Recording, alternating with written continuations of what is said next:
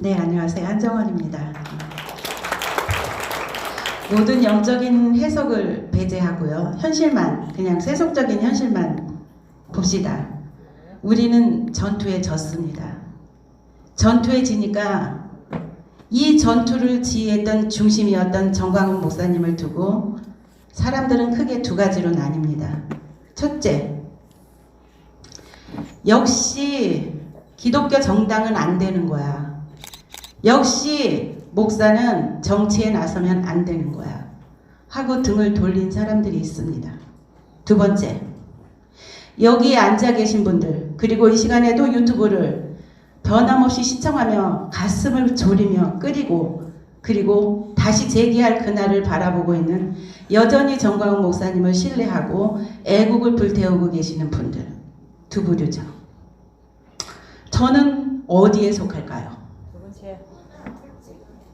저는 제가 겪은 2주간을 여러분들한테 나누고 싶습니다. 저는 첫 번째 그렇게 확신 있게 정광훈 목사님을 버린 사람도 아니고요. 저는 두 번째로 여러분처럼 당당하게 이 자리에서 나는 여전히 절개 있게 애국의 마음을 가지고 나는 여전히 정광훈 목사님을 신뢰하고 따르고 이 자리에 있어 라고 하는 부류라고 말하기에도 참 부끄러운 2주를 지냈습니다. 그런 2주간의 경험을 여러분한테 나누고 싶은 것은 어쩔 수 없이 정말 많은 사람들이 저와 같은 이런 갈등과 회의 속에서 회색지대에서 보내지 않고 있을까 하는 그러한 생각에서 나누고자 합니다. 저는 지난 2주간 동안을 끝없이 저한테 질문했습니다. 도대체 정광훈 목사님이라는 분을 여전히 신뢰하고 따를 수 있는 건가? 이분이 너무 애국이라는 그 주제에 함몰되어서 그냥 그게 세속적인 인생의 목표가 돼버린 거는 아닌가? 이분 안에 정말로 구원의 진리가 있는가? 이분 안에 정말로 예수님 재림에 대한 어쩌면 우리 생에 닥쳐올지도 모르는 이 재림에 대한 확신한 구원의 확신을 우리한테 심어줄 수 있는 분이신가? 저는 고민 많이 했어요. 고민 많이 하면서 이 목사님 저 목사님 설교도 유튜브로 들어보고 방황했습니다. 그리고 다행히 뒷산이 있어서 뒷산에 매일 올라가면서 성경 듣고 말씀 듣고 고민하고 이러던 차에 전 김동환 목사님의 주일 설교를 들었습니다.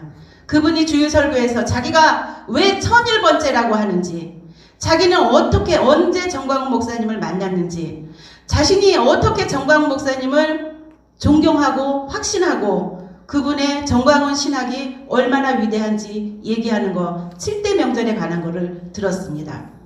분명히 저도 들은 설교인데 어떻게 저분한테는 저렇게 생생하게 가슴에 살아있고 저분의 인생을 6개월 만에 저렇게 바꿀 수가 있지? 나도 들었는데. 그래서 충격을 받고 그 다음부터 7대 명절에 대한 거를 곰곰이 다시 듣고 또 촛대사이를 거니는 예수님이라는 그 요한계시락 설교를 다시 들었습니다.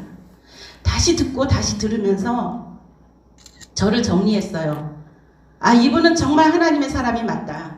이분 안에 뜨거운 애국심도 진짜고 이분 안에 진짜로 하나님의 선지자라고 당신이 당당하게 말할 수 있는 그 진리가 있다. 저는 결론을 내렸습니다. 그래서 이런 것을 아직도 회색지대에 계신 많은 분들 더 방황하시려면 방황하세요. 방황의 시간도 필요한 거니까. 그러나 끝내 정말 올바른 결론을 내리시고 그리고 다시 우리가 이 나라를 살리고자 하는 그러한 자리로 돌아왔으면 좋겠습니다. 그리고 저는 다시 돌아와서 도대체 뭘 어떻게 할 거냐 하는 거에 대해서도 고민을 많이 해봤어요. 우리가 6개월 내내 지난 여름부터 겨울 내내 정말 눈보라 속에서도 우리가 자리를 지키고 청와대 앞에서 아스팔트에서 노숙하고 주일마다 토요일마다 그렇게 모여서 함성을 지르고 했습니다. 그러면 앞으로 이제 현실적인 예를 들어서 한 고비를 보자면 2년 후에 대통령 선거랑 지방자치 선거가 있는데 우리는 그때 가서도 우왕좌왕하면서 선거 닥쳐서 그때 한 2, 3개월 전에 나라 살려보자고 방방 뛸 것인가? 어떻게 할 것인가? 그런 생각을 많이 했습니다. 그래서 제가 현실적으로 제 나름대로 하나 제안을 드리고 싶은 거는, 저를 비롯해서 저는 은평구에 살고 있거든요. 은평구에 애국자 많죠. 광화문에 모였던 사람 많습니다. 서대문에도 많고요. 용인에도 많고요. 대구에도 많고 뭐 어디나 되게 굉장히 많습니다. 근데 우리가 은평구에 사는 애국자 모여보세요 라고 했을 때 과연 내가 지금 오늘 집회 끝난 다음에 4시에 한번 모여보세요 라고 했을 때 몇 명 모일까요? 이것이 우리의 한계입니다. 우리가 그동안 어떤 눈에 보이는 작은 목표를 가지고 조직적으로 뭉쳐본 것을 훈련해 본 적이 없습니다. 그래서 제가 제안하고 싶은 거는 이제 지역마다, 그리고 직능마다, 그리고 자기 달란트마다, 연령대마다 다 우리가 작게 동아리 모이듯이 그런 모임을 이제 재건해 나가자는 겁니다. 예를 들자면 우리 60대 중반 이후 70대 분들, 우리 인터넷 활용한 선거에서 졌어요. 못합니다. 도저히 따라갈 수가 없어요. 젊은 사람이 주축이 돼 있는 민주당 못 따라갑니다. 우리가 만약에 카톡 하나 제대로 된 거 폰 날리려고 하면은 낑낑대고 이거 1시간에 몇 개 보이는지 몰라요. 그냥 쉽게 하는 거 공동 채팅방에다 띡 올려버리죠. 100명, 200명 있는 공동 채팅방에 올리면 몇 명이 읽습니까? 저는 그냥 대부분 다 스킵 해버리고 말았어요. 누군가 나한테 1대1로, 내 친분인 사람이 1대1로 보내면 그거는 봅니다. 이게 우리 문제거든요. 그러면 나는 스마트폰 못해요. 나는 네이버 못해요. 하다못해 국회 사이트 들어가서 청문하려는데 어떻게 하는지 모르겠어요. 그러고 그냥 포기할 것인가? 이제부터는 집중력 있게 이런 분들 뭉쳐서 교육하는 훈련해야 되고요. 교육 받고자 하는 마음이 있어야 되고요. 그 다음에 30대 40대 젊으신 분들, 예를 들어서 제 딸 미국 변호사입니다. 제가 날마다 얘기해요. 너 요즘 나가서 돈 얼마 버냐? 돈 버는 것도 중요하지만은 정말 아깝다. 너네 하나님 믿는 사람들, 미국 변호사가라고 하는 선후배들, 너네 애국하냐? 아니 우리 그런 거 없어. 우리 먹고 살기 바빠. 제가 얘기해요. 제발 우리 이제 통일이 이런 모양이 됐든 저런 모양이 됐든 통일이 눈앞에 오고 있다. 그럼 너네들은 뭘 할래? 미국 법 배웠잖아. 그러면은 우리나라 남한법도 있고 북한법도 있어. 틀려. 너무 틀려. 그러면 통일됐을 때 우리가 어떤 법을 가지고 정말 위대한 대한민국 만들어 나갈 건지에 대해서 고민하고 모여서 토의하고 그거를 연구 결과를 가지고 그것이 여당이 됐든 야당이 됐든 영향력 있는 정치인들한테 가서 어드바이스하고 계속해서 커뮤니케이션하고 그들을 이끌어 나가고 압박도 주고 이런 활동 할 수 있지 않겠니? 이렇게 얘기를 해요. 우리 20대 30대 재능 있는 사람 많죠. 영어 잘하는 사람, 피아노 잘 치는 사람, 체육 잘하는 사람 5만 가지 다 있습니다. 그거 가지고 어떻게 해서든지 10대들 멘토링을 하세요. 자기 멘티들을 10명씩 모으시라고요. 모아서 내가 가지고 있는 거 나눠주면서 그들한테 달란트 제공하면서 그러면서 빠지지 말아야 되는 게 애국을 가르치라는 겁니다. 정광훈 목사님이 하신 거 우리나라 근현대사 가르치고 성경적 진리 가르치라는 겁니다. 이런 것들을 우리가 하나하나씩 재건해 나가는 노력을 앞으로 하고자 그렇게 말씀을 드리고 싶고, 또 저도 정광훈 목사님이랑 1대1로 뭐 얘기해 본 바가 없지만 만나면 이런 얘기를 꼭 드리고 싶어요. 목사님, 우리가 광화문에 그렇게 맨날 모여서 함성하고 할 때 돈도 많이 들어가고 지극정성 사람 모였는데 그거 앞으로는 좀 더 영악하게 지혜롭게 조직적으로 한번 해보시자고요. 이렇게 말씀을 드리고 싶습니다.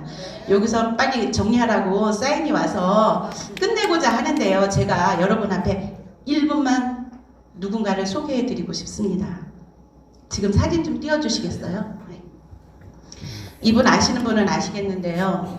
이호상 지부장이었습니다.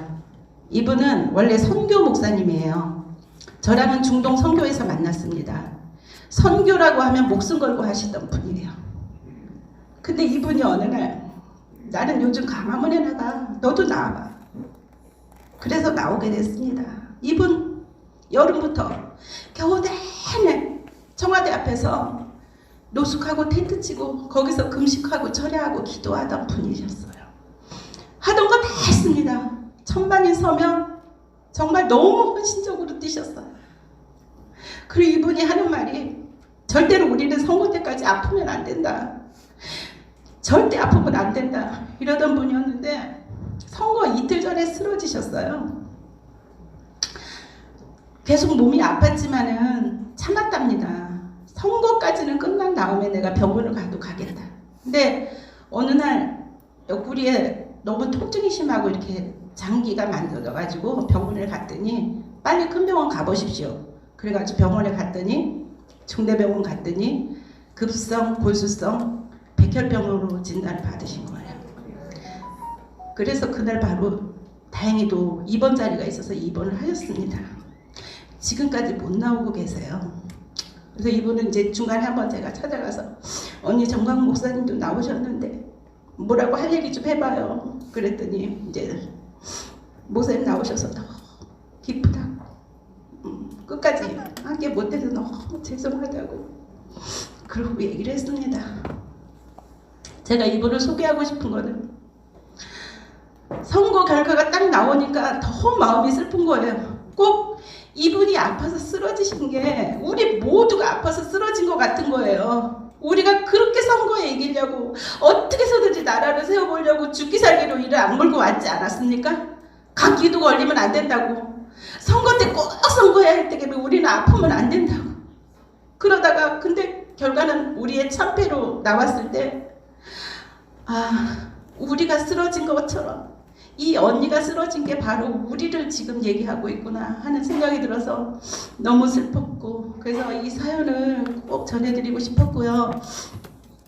나중에 혹시 우리 이영환 전도사님께서 사연을 소개하신다면 여러분들 꼭 그 전화번호로 카톡 하나씩만 보내주세요. 제발 힘내고 꼭 병을 이기고 나오라고. 그래서 우리 다시 한번 시작해보자고 여러분들께서 꼭 응원 메시지를 보내주시기를 부탁드리겠습니다.